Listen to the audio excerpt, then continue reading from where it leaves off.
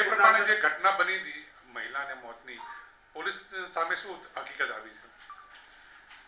ગઈ તારીખ 17/9/2025 રોજ રાધનપુર શહેરમાં મસાલે રોડ ઉપર સરસ્વતી સોસાયટીમાં રહેતા નર્મદાબેન પ્રજાપતિનાઓ એમને માથાના ભાગે ગંભીર ઈજાઓ થવાને કારણે એમનું સારવાર દરમિયાન ધારપુર ખાતે મોત થયેલ છે.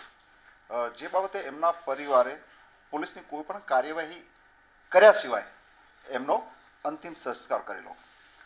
આ બાબતે એમાં રાધનપુર શહેરના જે આમ આદમી પાર્ટીના ગણપતભાઈ જોશી અને કોંગ્રેસના નેતાએ પણ આ બાબતે ઇલેક્ટ્રોનિક મીડિયામાં એવું નિવેદન આપેલ કે જે મરણજાણ બેન છે એમનું R&B વિભાગની જે ગટર લાઈન છે એમાં પડી જવાથી મોત થયેલ છે એવા ખોટા સમાચારો સોશિયલ મીડિયામાં આપી અને સરકારને બદનામ કરવાના પ્રયત્નો કરેલ.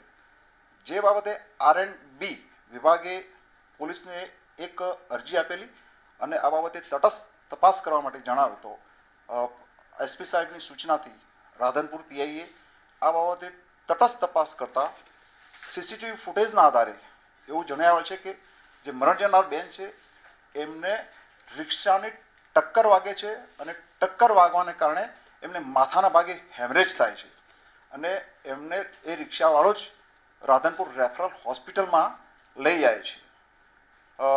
ત્યાંથી એ બેનને વધુ સારવાર માટે ધારપુર હોસ્પિટલમાં મોકલવામાં આવે છે અને એમનું સારવાર દરમિયાન મોત થયેલ છે.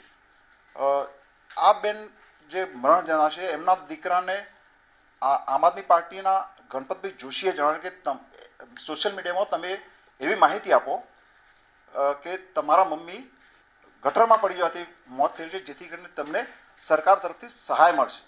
એ રીતે એમણે ફરિયાદી જે મરણ જનારના પુત્ર છે એમને પણ ગેરમાર્ગે દોરેલા અને એ રીતે મરણ જનારના દીકરા ફરિયાદીએ પણ સોશિયલ મીડિયામાં એવું બાઇટ આપેલ.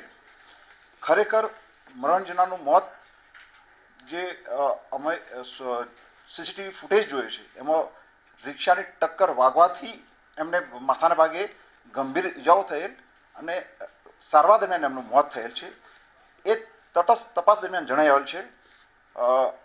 રિક્ષા ચાલકે પણ આ મરણ જનારને જ્યારે હોસ્પિટલમાં લઈ ગયો એ વખતે એને ડૉક્ટરને પણ એવું જણાવેલું કે આ બેન ગટરમાં પડ્યા હતા અને હું એમને લઈને આવ્યો છું.